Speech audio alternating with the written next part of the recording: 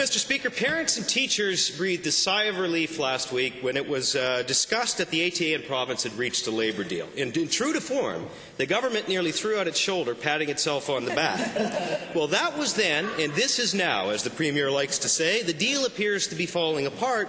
School boards are saying that the government is not putting boards first. To the Premier, did you really expect a ringing endorsement from boards when you didn't involve them in the process?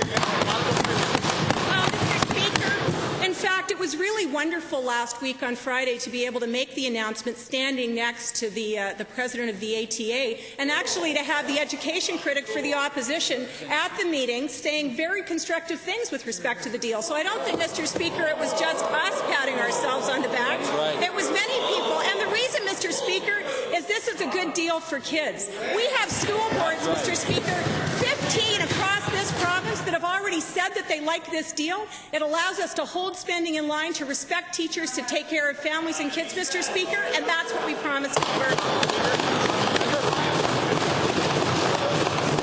Mr. Speaker, given that we should all be putting our kids at the first of line here, and given that the boards who are elected to represent these kids are concerned and telling us this deal does not put children first, again to the Premier, are you listening to the concerns of the boards, or will you impose your government knows best imposition on them too?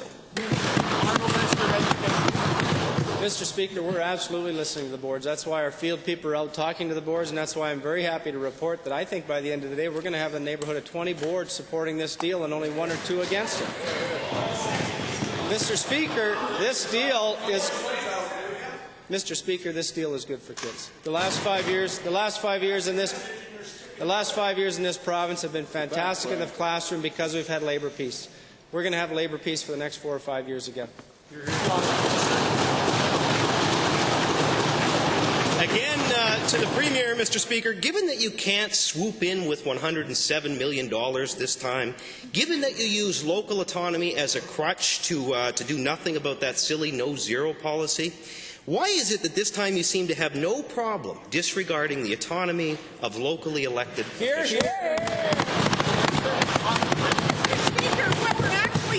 Locally elected officials is a lot of consideration about a deal that makes sense for kids and families, Mr. Speaker. That's one of the reasons that we have school boards across this province, including the Edmonton Catholic Board, the Calgary Catholic Board, Medicine Hat, Mr. Speaker, I believe Grassland, saying that this is a good deal for parents, for kids, for teachers, and for their taxpayers, Mr. Speaker.